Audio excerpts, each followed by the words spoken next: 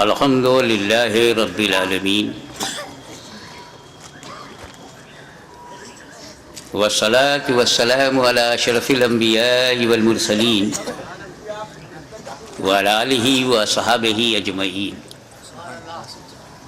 اما بعد فاعوذ باللہ من الشیطان الرجیم، بسم اللہ الرحمن الرحیم۔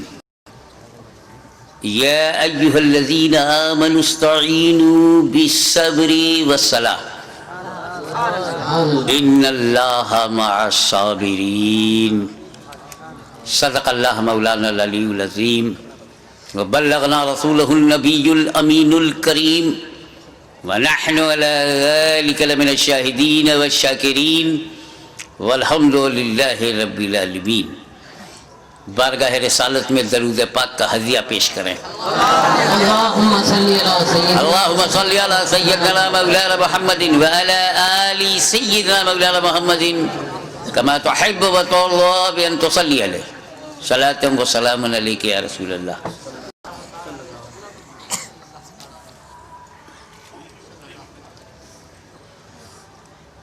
ابھی 2 دن پہلے دلی جانا ہوا تھا، وہاں سے بذریعہ کار مراد آباد کی طرف روانگی تھی، تو ٹول والا ملا، وہیں پر ٹول دیا گیا، اس نے ایک رسید دیا، وہ جیب میں میرے پڑی ہوئی ہے۔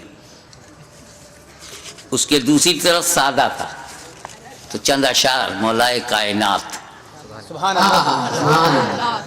مولائے کائنات جنہیں رضی اللہ تعالیٰ عنہ کہنا بھی صحیح ہے، کرم اللہ وجہ الکریم کہنا بھی صحیح ہے، اور علیہ السلام کہنا بھی صحیح ہے۔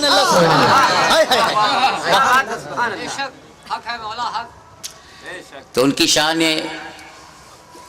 بے نیاز میں یہ عرض کیا، خاموش ہیں، خاموش ہیں تو دین کی پہچان علی ہیں، خاموش ہیں تو دین کی پہچان علی۔ جب خاموش ہیں ان کی خاموشی یہ ہے، خاموش ہیں، دھیان دیجئے گا خاموشی پہ، تب مصرع ثانی میں آپ کو لطف آئے گا۔ خاموش ہیں تو دین کی پہچان علی ہیں، گر بولے تو لگتا ہے کہ قرآن علی ہے۔ خاموش ہیں تو دین کی پہچان علی ہے، گر بولے میاں خانقاہ چشتیہ سمدیہ پھپون شریف کے سجادہ نشین بیٹھے ہوئے ہیں۔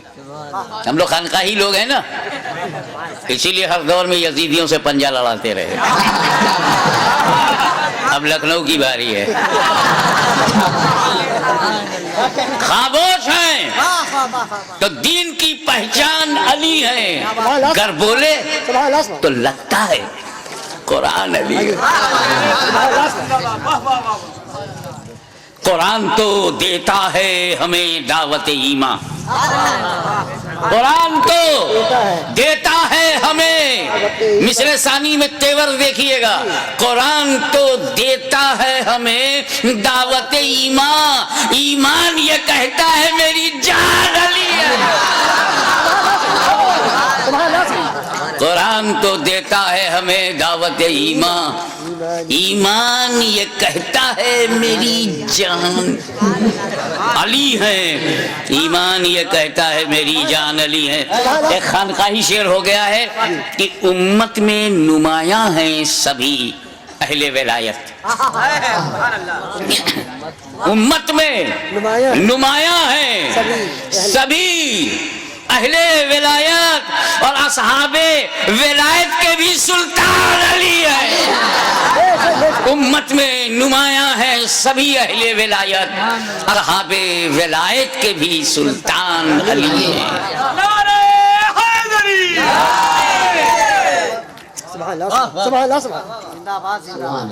ایک مرتبہ جب نعرہ حیدری کہو تو پھر حیدری یا علی، حیدری یا علی۔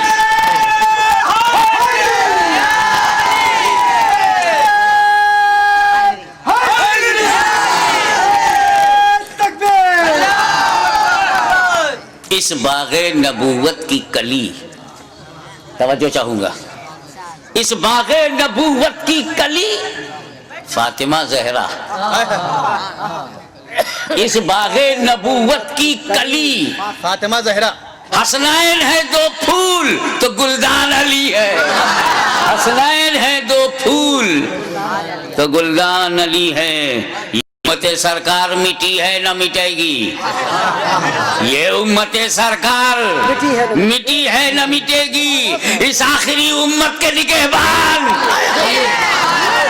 یہ امت سرکار مٹی ہے نہ مٹے گی، اس آخری امت کے نگہبان علی ہے۔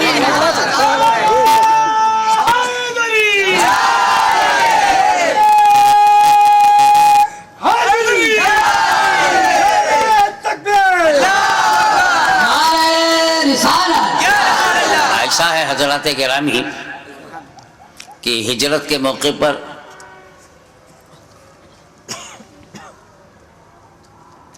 ہجرت کی رات ہے، تجلیوں کی برسات ہے، نبی کریم کی ذات ہے، گھر کے اندر علی کا ساتھ ہے، باہر دشمنوں کی گھات ہے، واللہ کیا بات ہے۔ حضور صلی اللہ علیہ وسلم گھر میں ہے اور ساتھ میں علی ہے، اور باہر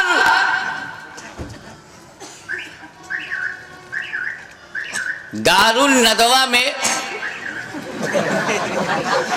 کیا کہنے، ابلیس کی صدارت میں جاہل ابن الجاہل اور ابو جہل جیسے لوگ جمع ہوئے تھے۔ تاریخ میں یہ لفظ میں نے اپنی طرف سے نہیں کہا ہے، اس کا نام ہی عربوں میں دار الندوہ ہے، اور دار الندوہ اسے کہتے ہیں جہاں رسول کو مارنے کی، قتل کرنے کی، ختم کرنے کی سازش کی جائے۔ اب جب دنیا میں نبی نہیں رہے تو اب نبی کو مارنے کا کام تو ختم ہو گیا، تو نبی کے پیغام کو مارو، نبی کی سنت کو مارو، نبی کے دین کو مارو، اس کے لیے بھی ندوے کی ضرورت ہے۔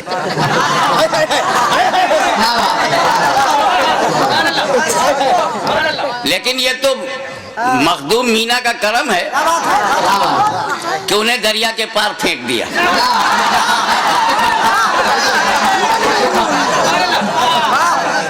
زندہ باد، زندہ باد۔ ادھر لاشیں جلائی جاتی ہیں، ادھر مہک پہنچتی رہتی ہے۔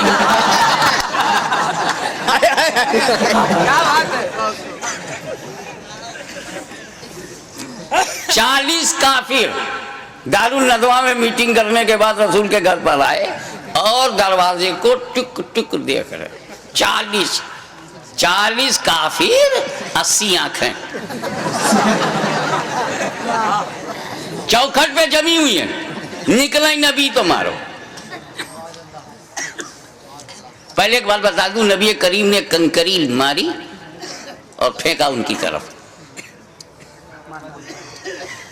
اور قرآن نے اس کا ذکر کیا ہے، وَمَا رَمَيْتَ إِذْ رَمَيْتَ وَلَكِنَّ اللَّهَ رَمَى۔ اے نبی، جو تم نے کنکری پھینکی تھی تم نے نہیں پھینکی تھی بلکہ اللہ نے پھینکی۔ کافروں کے سامنے ہی سے نبی نکل گئے، کسی نے دیکھا ہی نہیں۔ نبی آویں نہیں دکھائی پڑے، نبی چلے گئے نہیں دکھائی پڑا، کیونکہ کنکری لگ گئی تھی۔ ہمیں تو اپنے گھروں میں نبی محسوس ہوتے ہیں، اپنی مجلسوں میں ہمیں دکھتے ہیں، اپنی محفلوں میں دکھتے ہیں، لیکن ہم کو تو نہیں دکھتے، ہم کو تو نہیں دکھائی پڑتے۔ بھلے کنکری لگی ہوگی۔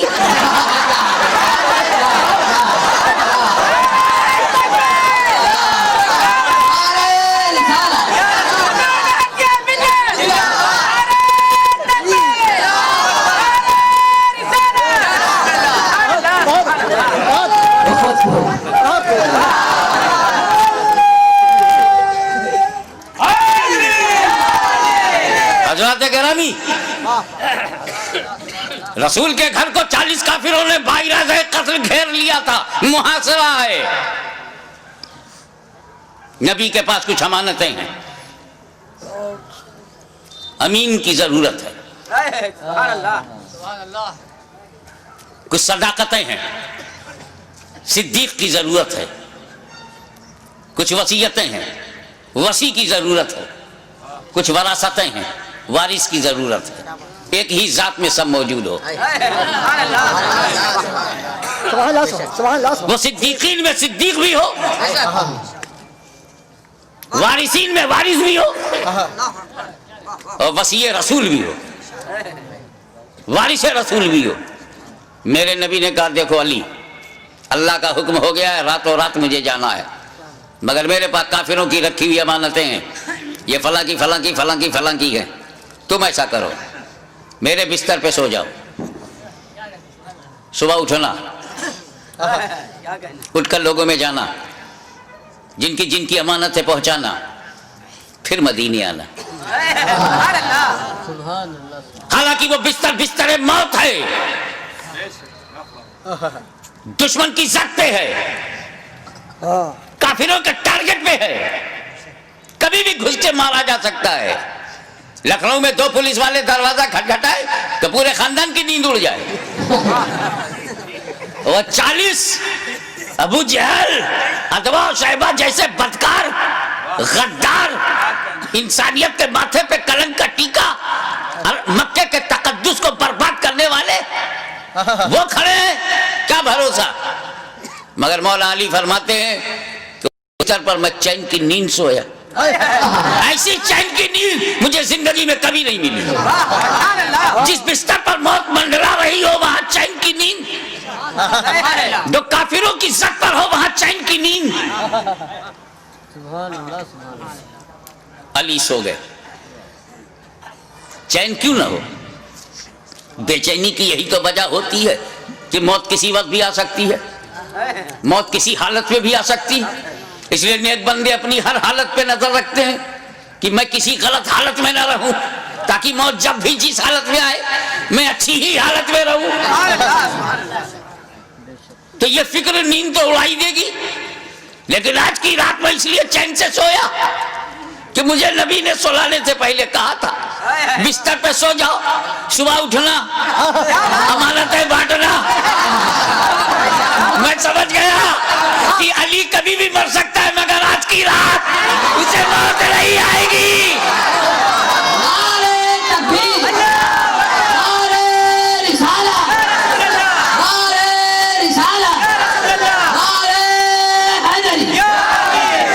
میاں ایک جملہ آ گیا، جس کی ضمانت نبی لے، توجہ، جس کی ضمانت نبی لے لے وہ علی ہوتا ہے علی، اور جس کی ضمانت علی لے لے وہ ولی ہوتا ہے ولی۔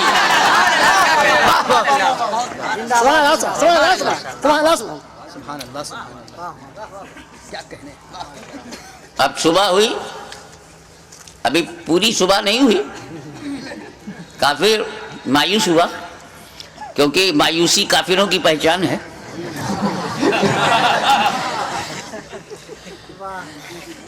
مومن تو اللہ کی رحمت سے کبھی مایوس نہیں رہتا۔ جب گیا اندر تو بڑا خوش ہوا، کفار بہت خوش ہوئے کہ ابھی بھی لیٹے ہوئے ہیں، کیا سمجھے کہ ابھی بھی محمد صلی اللہ علیہ وسلم لیٹے ہوئے ہیں۔ وہ تو جب چادر ہٹایا تو پتہ لگا کہ علی ہے۔ توجہ چاہوں گا، علی مکے میں پیدا ہوئے، مکے میں بچپنا گیا، مکے میں جوانی مل رہی ہے، انہی مکے والوں کے ساتھ رہے، انہی مکے والوں میں رہے، مگر کس طرح لیٹے ہوئے تھے کہ یہی نہیں پہچان پائے۔ ادا پہ نظر رکھیے گا، اے مولا آپ کے سونے کی ادا کیسی کہ لیٹے ہیں علی، اور کفار سمجھ رہے ہیں لیٹے ہیں نبی، لیٹے ہیں علی اور سمجھ میں یہ آ رہا کہ لیٹے ہیں نبی۔ جانشین ہو تو ایسا ہو، متبع نبی ہو تو ایسا ہو۔ اور جب دیکھا کہ علی ہے تو چل دیے۔ تو وہ موقع ہجرت، اور جنگ احد کے موقع پہ سرکار نے سپاہ سے فرمایا کہ دیکھو کیسی بھی صورتحال ہو تم اپنی جگہ نہ چھوڑنا۔ ذہن کے پردے سے بات محو ہو گئی یا فتح کی یقین نے ان کو اس جگہ سے ہٹایا جس کی وجہ سے جو کچھ ہوا وہ تاریخ کے صفحات پر اس کی تفصیل ملتی ہے، لیکن وہاں سے بھی پیر اگر نہیں ہٹایا تو مولا علی نے جمع رہا شیر کی طرح۔ اسی کو دھیان، دونوں واقعے کو دھیان میں رکھ کر شعر کہا ہے، وہ موقع ہجرت ہو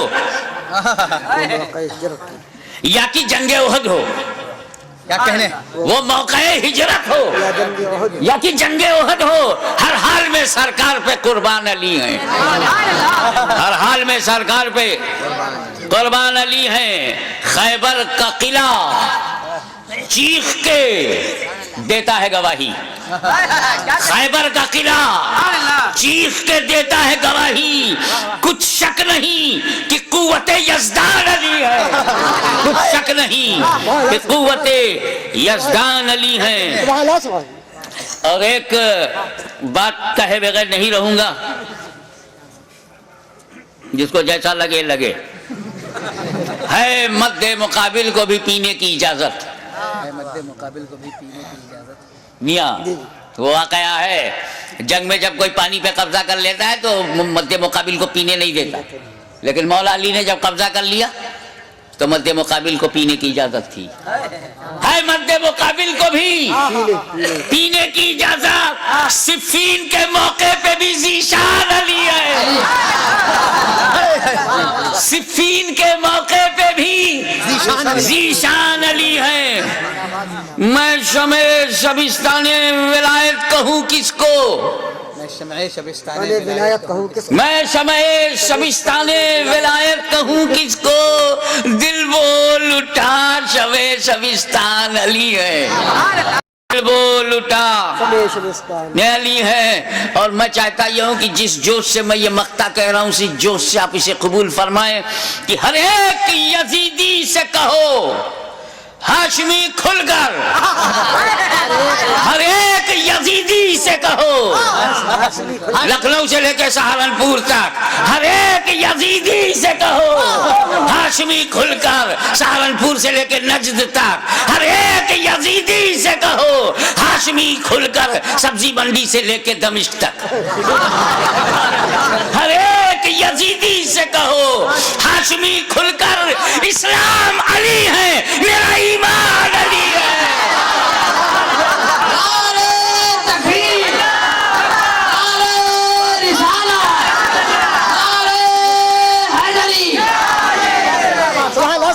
ہر ایک یزیدی سے کہو ہاشمی کھل کر، اسلام علی ہے، میرا ایمان علی ہے۔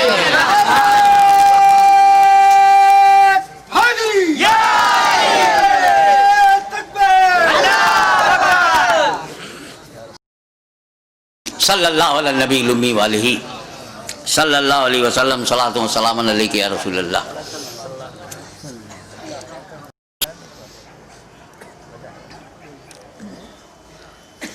یہ تو ہم امام علی مقام حضرت امام حسین علیہ السلام سبحان اللہ سبحان اللہ کو پرسہ دینے، ان کے غم کو اپنا غم، انہوں نے جو امت کو بچایا ہے تو امت نے بھی انہیں دل سے اپنایا ہے۔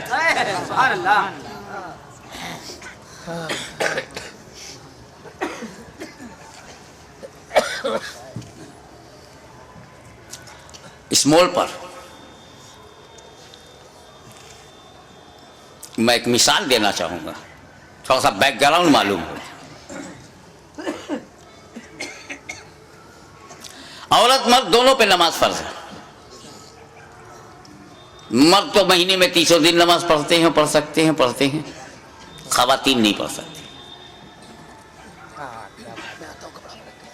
خواتین 300 دن لگاتار بغیر ناغے کے نماز نہیں پڑھ سکتی۔ ایک وقت ایسا آتا ہے، کچھ دن ان پر ایسے گزرتے ہیں جس میں وہ پاک نہیں ہوتی، تو ان دنوں میں ان سے نماز معاف ہے، قضا بھی نہیں۔ جب پاک صاف ہو جاتی ہیں 5 دن 3 دن 10 دن زیادہ سے زیادہ جو بھی مدت ہے اس میں پاک صاف ہو کر کے پھر وہ اپنا نماز کا سلسلہ شروع کرتی۔ کوئی بھی نوجوان مسلم خاتون جو امید سے نہیں ہے، حمل سے نہیں ہے، وہ 30 دن نماز نہیں پڑھ سکتی. 21 دن 22 دن اس کے بعد ناپاکی کا دور شروع. چاہے وہ مسلم عورت عابدہ ہو، زاہدہ ہو، عارفہ ہو، چاہے وقت کی رابعہ بصریہ ہو، وہ ناپاکی کا دور آئے گا. مگر ہماری ماں بہنیں، یہ احساس کمتری کا مقام نہیں ہے. یہ خون بڑا ضروری خون ہے. یہ رب کی بہت بڑی نعمت بھی ہے کہ جب وہ امید سے ہو جاتی ہے عورت، اس کو پیٹ میں حمل قرار پاتا ہے، تو یہی خون ڈائیورٹ ہو جاتا ہے بچے کی طرف، اور اسی خون سے اعضائے بدن بنتے ہیں. اسی سے دل، گردہ، کڈنی، جتنی ضرورت کی چیزیں سب بنتی ہیں. اس لیے 9 مہینے تک خون نہیں آتا، کیونکہ جو خون خارج ہوتا تھا ہر مہینے، وہ خون اب بچے میں منتقل کر دیا گیا. اسی لیے جب بچہ پیدا ہوتا ہے تو اس رابطے کو کاٹا جاتا ہے جو خون جانے کا رابطہ تھا. تو ہماری ماں بہنوں، یہ خون بہت ضروری ہے. یہی خون تو بچوں پہ احسان ہے ماں کا کہ اپنے خون سے والدہ نے اسے سینچا ہے. یہ خون بہت ضروری. تو ہندوستان سے لے کے امریکہ تک، امریکہ سے لے کے فجی تک، دنیا کے اس کونے سے لے کے اس کونے تک ایک بھی عورت نہیں ملے گی جو مسلم ہو، نوجوان ہو، حمل سے نہ ہو اور نماز 30 دن پڑھتی ہے، چاہے وہ کسی بھی جماعت کی ہو، کسی محل کی رہنے والی ہو.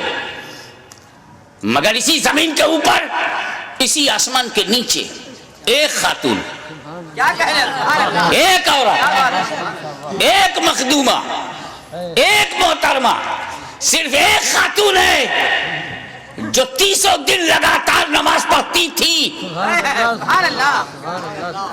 2 مہینے میں 60 دن، 3 مہینے میں 90 دن، سال بھر میں 360 دن.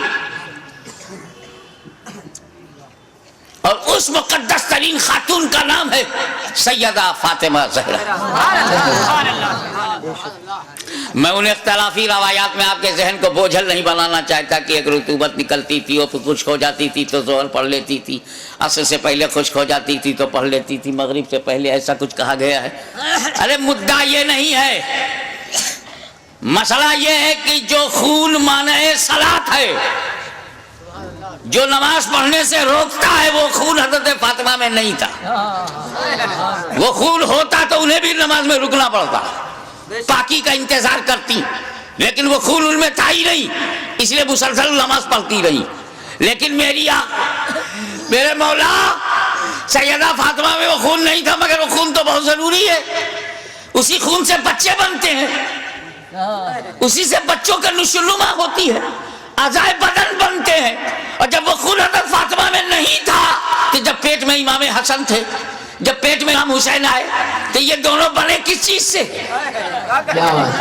عورتوں کا وہ خون جو مانع صلاۃ ہو اور اعضائے بدن کی تخلیق میں معاون ہو، جب وہ حضرت فاطمہ میں وہ خون ہی نہیں تھا، تو یہ حسنین کریمین بنے کس چیز سے، کس مٹیریل سے؟ تو وہ کیا بتائیں گے جن کے سارے عقائد کسی نالے میں پٹے ہوئے ہوں؟ بتایا تو اس نے بتایا، بریلی کی چٹائی پر بیٹھ کر احمد رضا خان نے اعلان کر دیا، تیری نسل پاک میں ہے بچہ بچہ نور کا.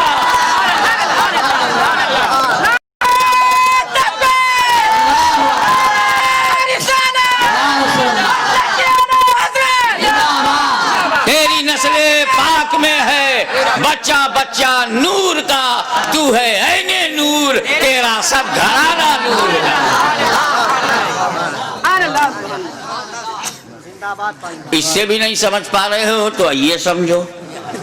نبی کریم نماز میں، نبی کریم صلی اللہ علیہ وسلم رکوع میں گئے، قیام فرمایا، نبی سجدے میں گئے.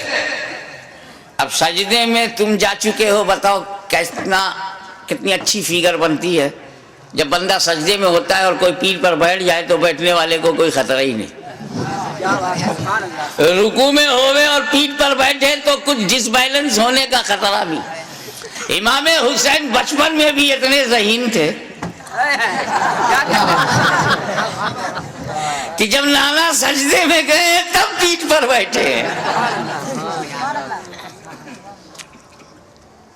جو بچپن میں نبی کو پہچانتا رہا ہو وہ جوانی میں یزید کو پوری طور سے پہچان گیا ہوگا۔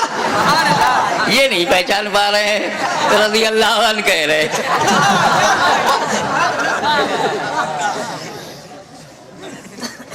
مجھے یہ نہیں پتا چلا کہ ایسا کہنے والا نائک ہوتا ہے یا ادھینائک ہوتا ہے۔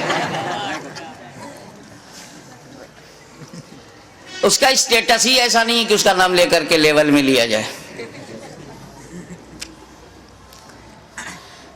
نبی کریم صلی اللہ علیہ وسلم سجدے میں ہیں، امام علی مقام بیٹھ گئے پیٹھ پر۔ تم بھی تو سجدہ کرتے ہو، سجدے میں کچھ دکھائی دیتا ہے؟ خیال کرو، ماتھا زمین پر، ناک زمین پر، آنکھ کے سامنے کچھ دکھتا کیا؟ آگے کا نہیں دکھتا، آنکھ کے سامنے جو زمین ہے وہی نہیں دکھتی، اور جو پیٹھ پر ہے نبی نے دیکھ لیا۔ پیٹھ پیچھے دیکھ لیا، ہم لوگ سامنے نہیں دیکھ پاتے۔ اب تو نہیں کہو گے نا کہ نبی کو دیوار کے پیچھے کی خبر نہیں۔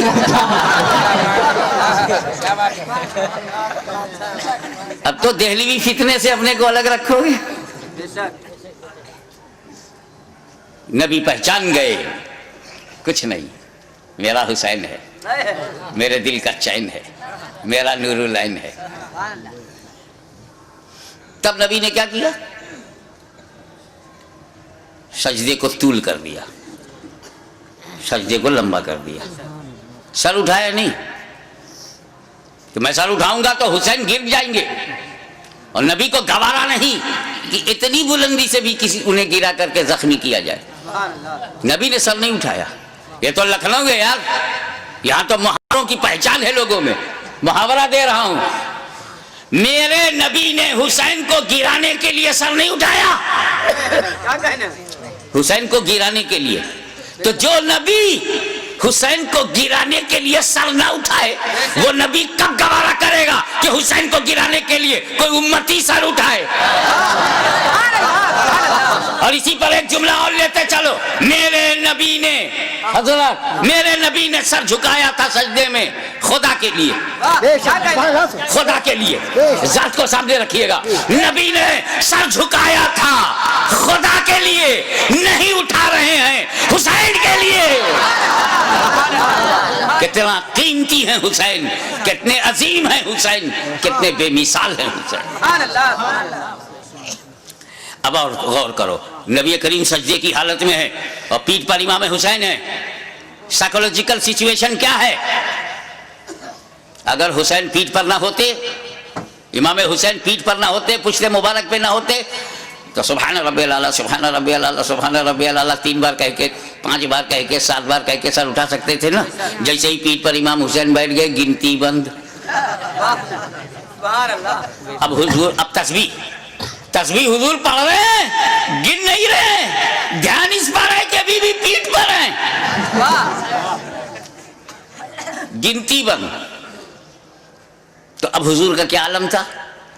زبان سے، سجدے کی حالت میں زبان سے کہہ رہے ہیں سبحان ربی الاعلیٰ، سبحان ربی الاعلیٰ، سبحان ربی الاعلیٰ، سبحان ربی الاعلیٰ، دل میں ابھی حسین پیٹھ ہی پر ہیں، ابھی بھی پیٹھ پر ہیں، ابھی بھی پیٹھ پر ہیں، سبحان ربی الاعلیٰ، سبحان ربی الاعلیٰ، ابھی بھی پیٹھ پر ہیں، سبحان ربی الاعلیٰ، سبحان ربی الاعلیٰ۔ زبان سے ذکر خدا،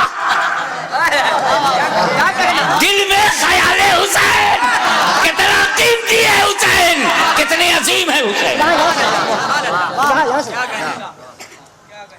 ایک بات بولوں، آپ یہاں بیٹھے ہو، اگر نماز میں کھڑے ہو جاؤ تو خدا سے اور قریب ہو، رکوع میں چلے جاؤ تو اور قریب ہو، اور سجدے میں چلے جاؤ تو بے حد قریب ہو۔ اور کچھ تو ایسے ہیں کہ جب سجدے میں جاتے ہیں تو سارے حجابات ٹوٹ جاتے ہیں۔ نماز بندے کو مولا سے ملاتی ہے، نماز سارے پردوں کو ہٹاتی ہے، بے حیائیوں سے بچاتی ہے، نماز بہت عظیم ترین عبادت ہے۔ تو جب نبی سجدے میں تھے تو کہاں تھے؟ سبحان اللہ، قرب خاص میں نبی، غایت قرب میں نبی، سارے پردے اٹھ گئے، رب کا جلوہ دیکھ رہا ہے نبی۔ اللہ کے بے حد قریب ہے نبی اور وہاں تک خیال حسین. سبحان اللہ سبحان اللہ بے شک سبحان اللہ دیکھو بھائی سبحان اللہ سبحان. اس کے بعد پھر کیا ہوا؟ امام حسین اللہ جانے کتنی دیر بیٹھ کر، وہ پشت مبارک ہی ایسی تھی کہ دونوں کا جواب نہیں. ادھر سے دیکھو تو سواری کا جواب نہیں، ادھر سے دیکھو تو سوار کا جواب نہیں. اتر گئے امام حسین، امام حسین اتر گئے تو نبی نے اپنی نماز پوری کر لی، سجدہ سہو نہیں کیا. کیا بات ہے سبحان اللہ. نبی نے نماز دہرایا نہیں، نماز خراب نہیں ہوئی.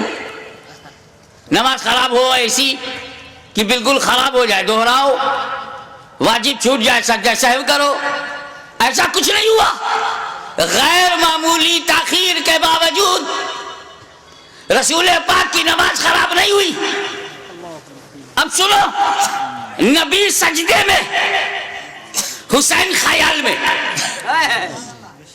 کیا کہنے. نانا سجدے میں، حسین خیال میں، نواسا خیال میں، نبی سجدے میں، امتی خیال میں.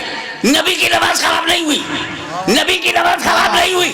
تو ان بےہودہ گستاخوں دریدہ دہلوں سے کہہ دو کہ جب امتی کے خیال سے نبی کی نماز خراب نہیں ہوتی تو نبی کے خیال سے امتی کی نماز خراب نہیں ہوگی.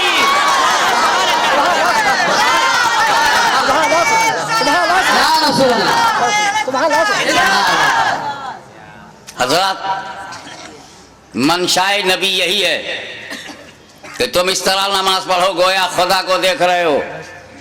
کہنے تراہ.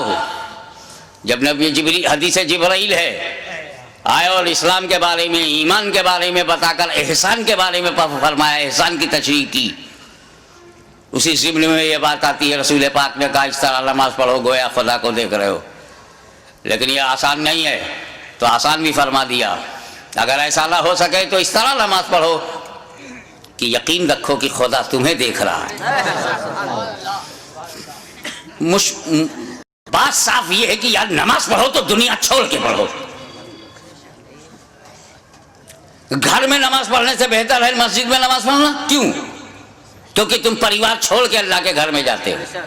یہ دنیا چھوڑنے نے ثواب بڑھا دیا، مگر تمہارا تو بڑا برا حال ہے، پوری فیملی کو لے کے مسجد میں جاتے ہو.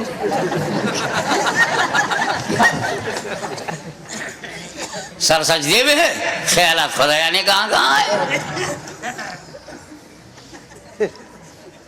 ایک مرید کی چابی کنجی غائب ہو گئی.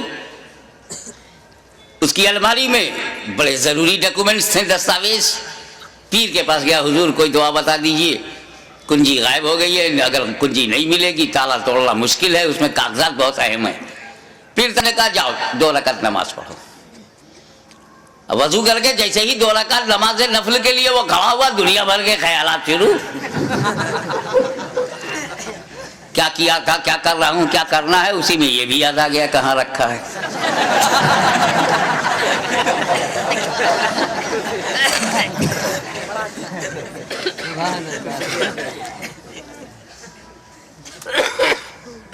ہمارے پرنانا ہم شبیہ غوث اعظم سید علی حسین اشرفی جیلانی کی چوچا شریف سے دیوا شریف ہوتے ہوئے جا رہے تھے. ادھر وارث الاولیاء سید وارث علی شاہ تاجدار دیوا علیہ رحمت و رضوان کو پتہ چل گیا. نہ ٹیلی فون، نہ موبائل، نہ سیل فون، نہ کوئی وائرلیس سسٹم. اللہ جانے اللہ کے ولیوں کا کیا ہے سسٹم.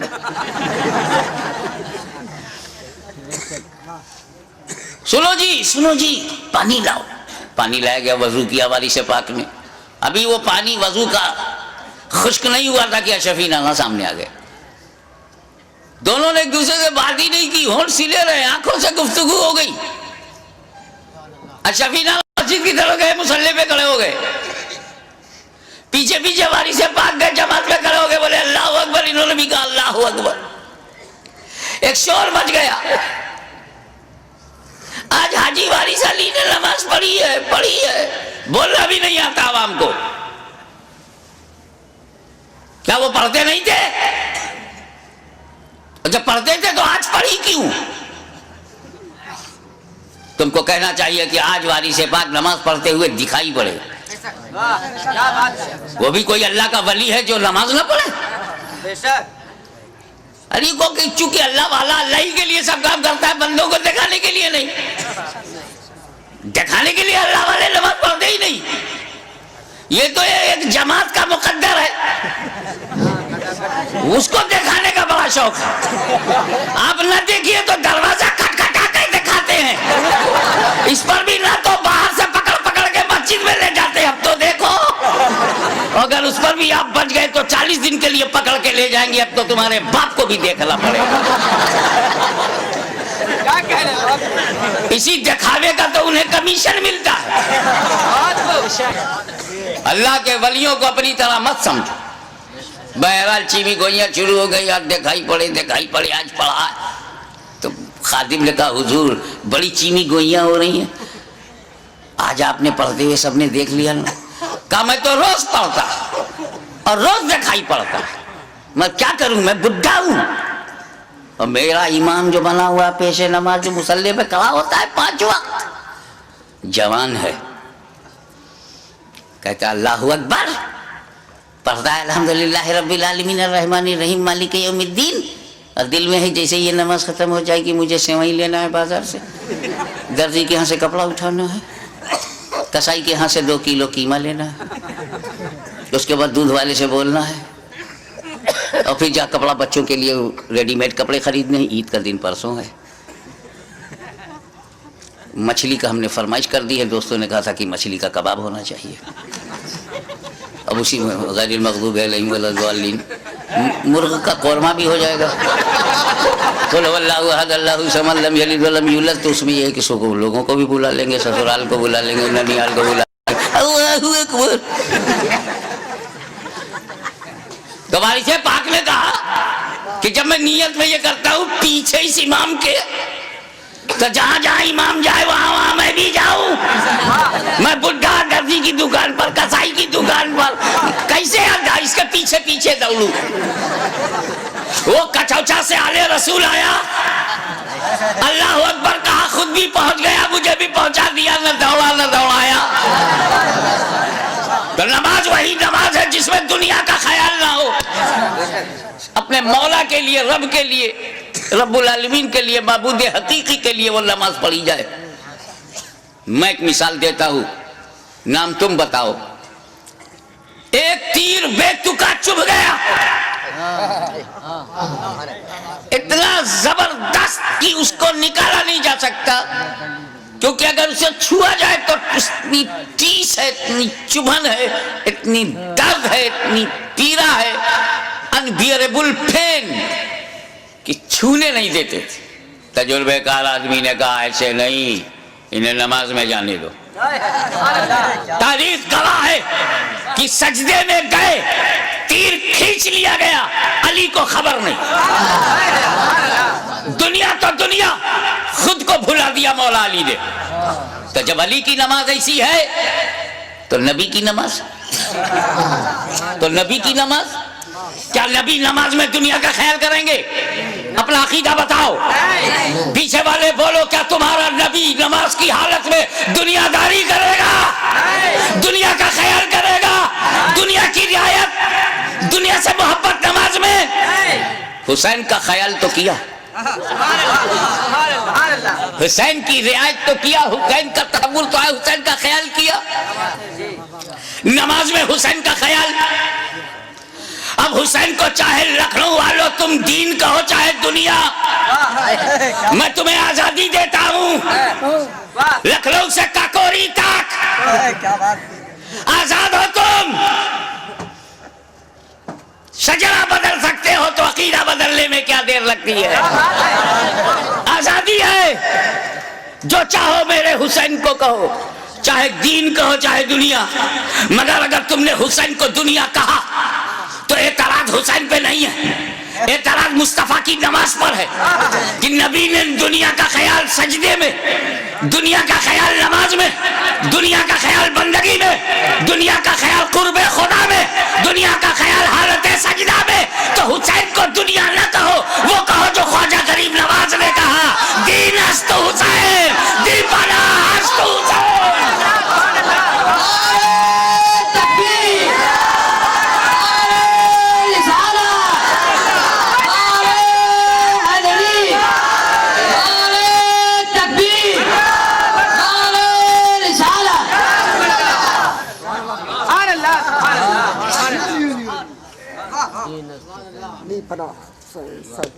حسین دین ہے، اور اس کا اندازہ انہیں خود بھی تھا۔ اب میں ایک سوال کرنے جا رہا ہوں، ہزاروں سینکڑوں تقریریں ہو چکی ہیں، کربلا معلیٰ کا واقعہ ہونے کے بعد آج تک اور آج سے لے کے قیامت تک ہوتی رہیں گی، مگر ایک سوال اٹھاتا ہوں، اگر اس کا میں بھرپور جواب دے سکوں تو خاتمہ بالخیر کا طلبگار ہوں کہ آپ دعا فرمائیں۔ وہ یہ کہ امام حسین علیہ السلام کی شہادت کے بعد کوئی شہید نہیں ہوا، وہ بھی نہیں ہوا جو very very nearest to Hussain, closer to Hussain, اور حسین کے بعد امام، اتنا امپورٹنٹ پرسنالٹی وہ بھی شہید نہیں ہوئی۔ امام زین العابدین، سید الساجدین، وہ شہید نہیں ہوئے، جبکہ حسین کے بعد امام زین العابدین کے لیول کا اہل بیت میں کربلا میں کوئی دوسرا نہ تھا۔ توجہ چاہوں گا، جس امامت پر زین العابدین فائز تھے وہ امامت نہ علی اکبر کے پاس تھی، نہ وہ قاسم کے پاس تھی، نہ عباس علم بغداد شاہدار وفا کے پاس تھی، جو امام زین العابدین کے پاس۔ تو حسین کو مارنا امامت کی وجہ سے اگر ضروری تھا تو امام زین العابدین کو اس کے بعد شہید کرنا اور بھی ضروری تھا، لیکن امام حسین کے بعد کسی کا شہید نہ ہونا ثبوت ہے، دلیل ہے کہ اگر امام حسین اور پہلے شہید ہو جاتے تو سب بچ جاتے۔ پھر امام حسین نے شہادت میں تاخیر کیوں کی؟ حر کی جگہ خود بڑھ جاتے اور امام حسین شہید ہو جاتے، تو جیسے امام حسین کی شہادت کے بعد وقت کا امام شہید نہیں ہوا، یہ بچے بھی شہید نہیں ہوتے، نہ امام حسن کا بیٹا شہید ہوتا، نہ امام حسین کا بیٹا شہید ہوتا۔ پھر امام حسین نے گردن دینے میں تاخیر کیوں کی؟ بالکل آخر میں کیوں اپنی گردن دی؟ اس کا جواب، تم نے تو اہل بیت کو پہچانا ہی نہیں، جیسا سوچتے ہو ویسا ان کو بھی سمجھتے ہو۔ ارے پاک کی اولاد ہے، پاک ہے، پلیت کی سمجھ میں کیسے آئے؟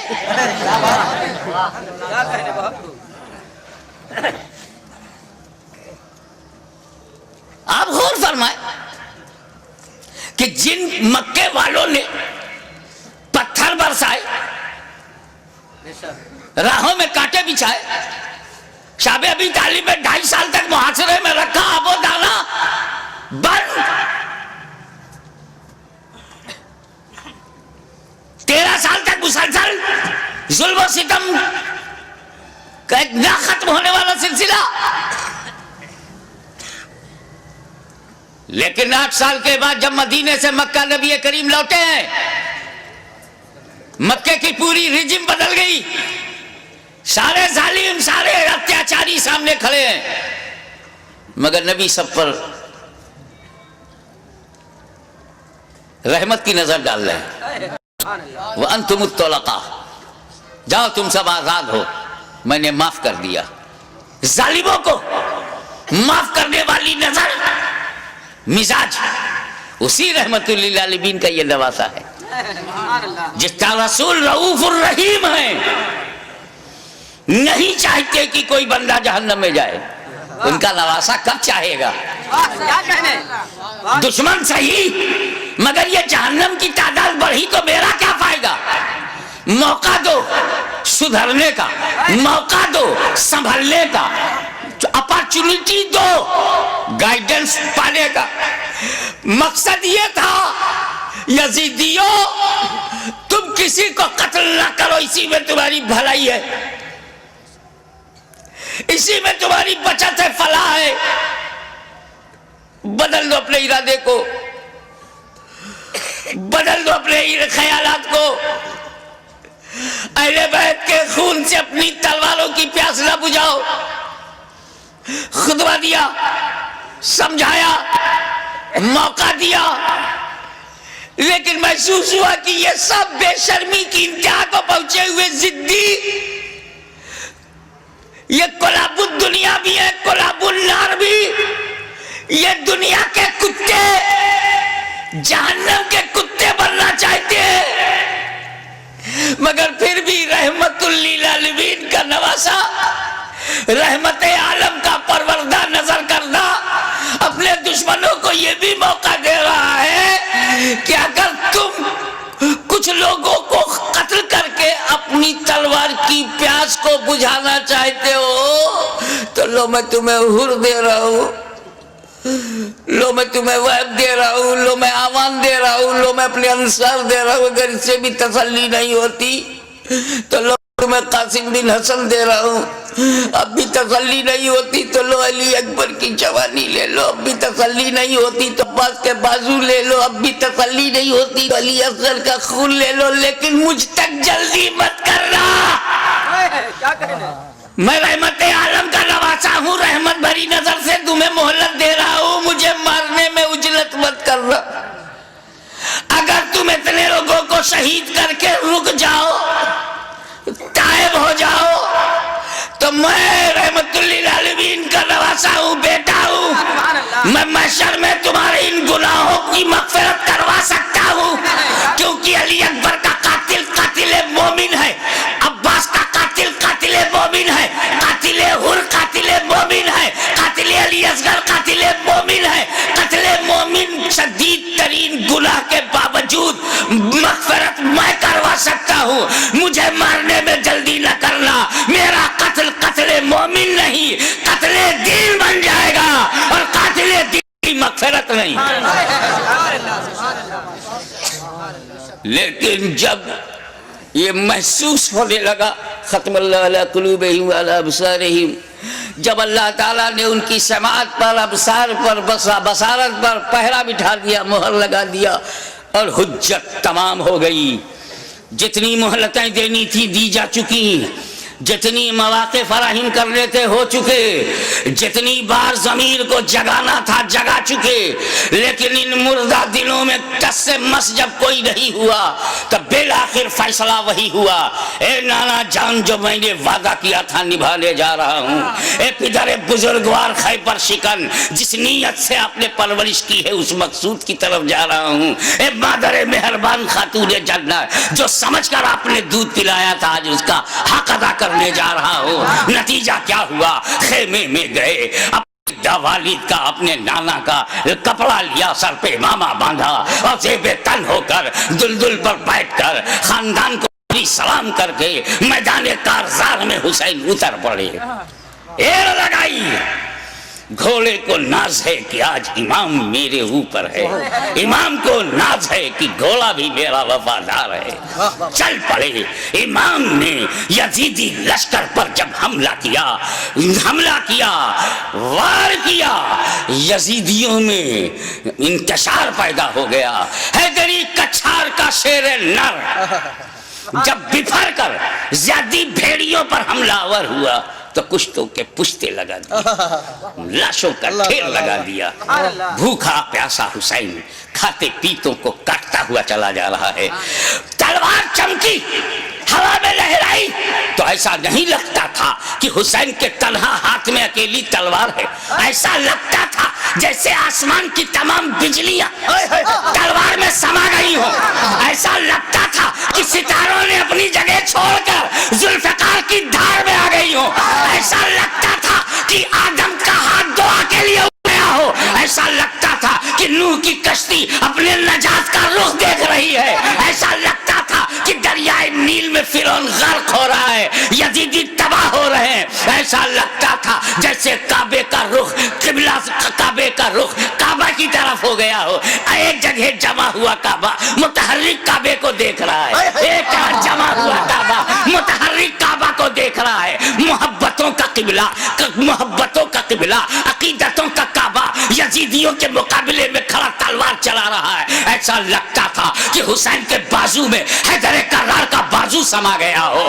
ایسا لگتا تھا جیسے فاطمہ زہرا کا دودھ حسین کی رگوں میں نیا خون بن گیا ہو. ایسا لگتا تھا، ایسا لگتا تھا، آپ نعرہ بند کیجئے، ایسا لگتا تھا جیسے تمام جنہ انتظار دے رہے ہیں، داد شجاعت دے رہے ہیں اور ان کی دعاؤں میں فرشتوں کی آمین شامل ہو گئی ہو. ایسا لگتا تھا کہ صداقت سمٹ گئی ہے. ایسا لگتا تھا کہ عدالت نے پکڑ لیا ہے. ایسا لگتا تھا کہ سیادت نے اپنے جلوے دکھا دیے ہیں. ایسا لگتا تھا کہ تنہا حسین میں، تنہا حسین میں جرأت موسیٰ بھی ہے، استقامت ابراہیم بھی ہے، ارادہ اسماعیل بھی ہے.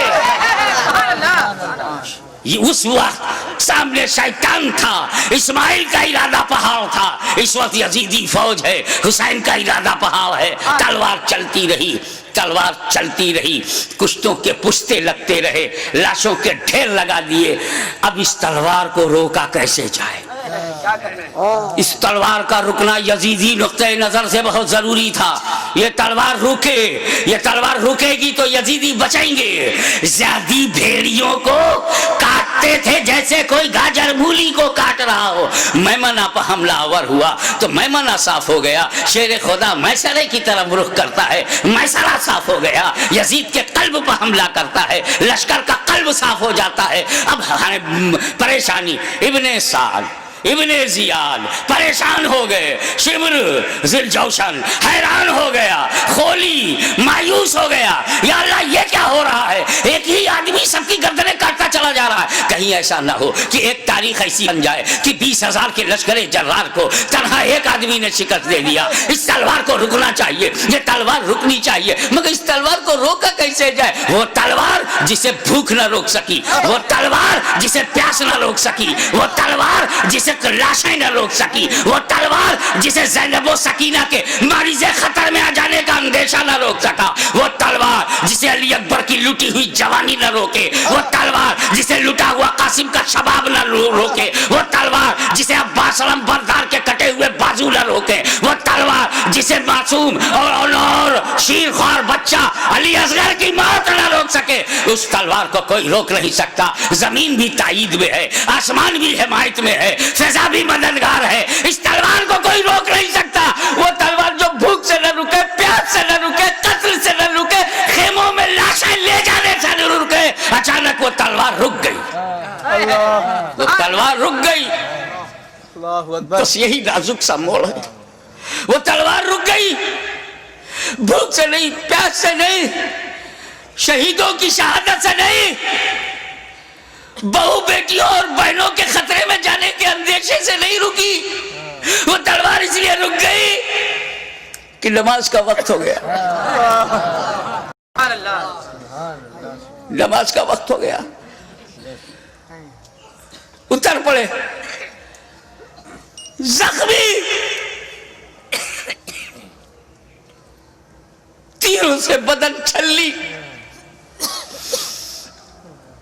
نیزوں کی مار. علی کا ایک شیر ان جنگلی کتوں میں گھر گیا. آپ جانتے ہیں واقعی ایک شیر ہو، اس کو 2000 کتے گھیر لے تو کن کن کتوں کو مارے؟ زخموں سے چور، ہر بدن کے ہر حصے سے لہو. یہ کیسا وضو ہے میرے امام؟ اللہ ہمارے لیے، امت کو بچانے کے لیے رسول پاک نے پیٹ میں پتھر باندھ کے جو امت بنائی تھی اس کو بچانے کے لیے اتنی بڑی قربانی. یا اللہ یا اللہ. زمین پر گرے سجدے میں. یزیدیوں نے سوچا بس یہی موقع ہے, اگر یہ اٹھے گا شیر تو پھر مارے گا, اسے اٹھنے گا تو شقی القلب پتھر دلوں نے نبی کا کلمہ پڑھتے ہوئے بھی نبی کے نواسے کو, نبی کی جان کو, نبی کی پہچان کو, نبی کے بیٹے کو, نبی کی نسل کو, نبی کی اولاد کو, نبی کے نور کو سجدے کی حالت میں ایسا وار کیا, سر مبارک تن مبارک سے جدا ہو گیا. انا للہ و انا الیہ راجعون.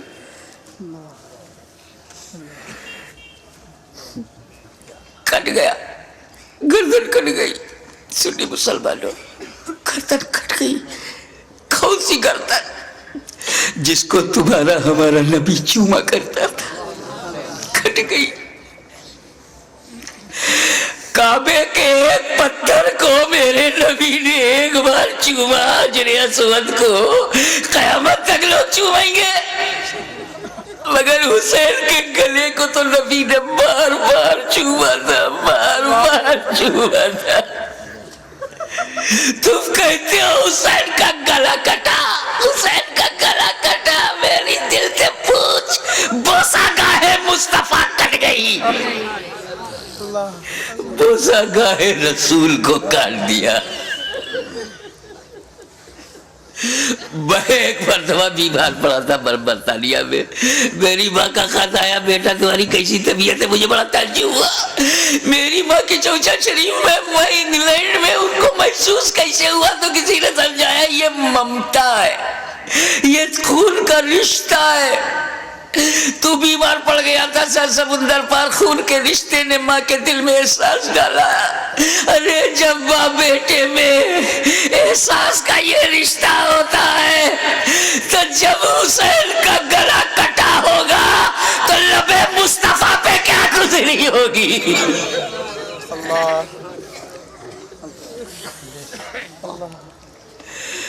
حضرت عبداللہ ابن عباس روایت کرتے ہیں, جو بحقی میں ہے, مشکات میں ہے,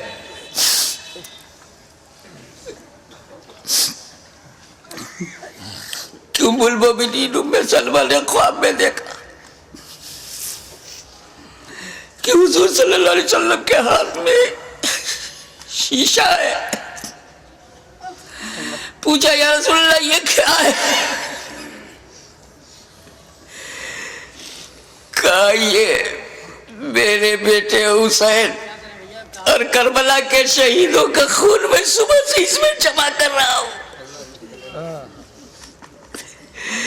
رسول مبارک کی ریشی مبارک پر غبار بالوں میں بکھرا, ہاتھ میں شہدائے کربلا کا لہو. کتنا دل دکھ گیا ہوگا رسول پاک کا.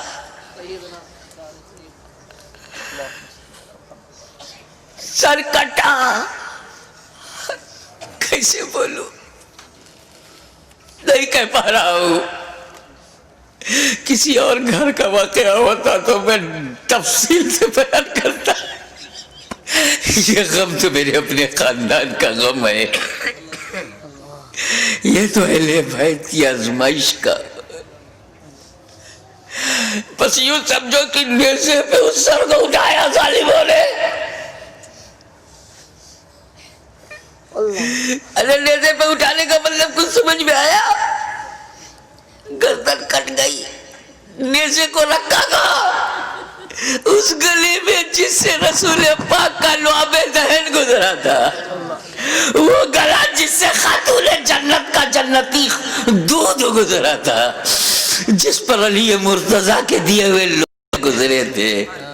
امام علی مقام کے گلے میں وہ گلا کٹا ہوا دیکھا ہوگا نا, جب گلا کٹتا ہے تو ایک اسی میں ڈال دیا. ارے جسے نبی چومتے تھے اس پہ تم نے نوکے نیزا.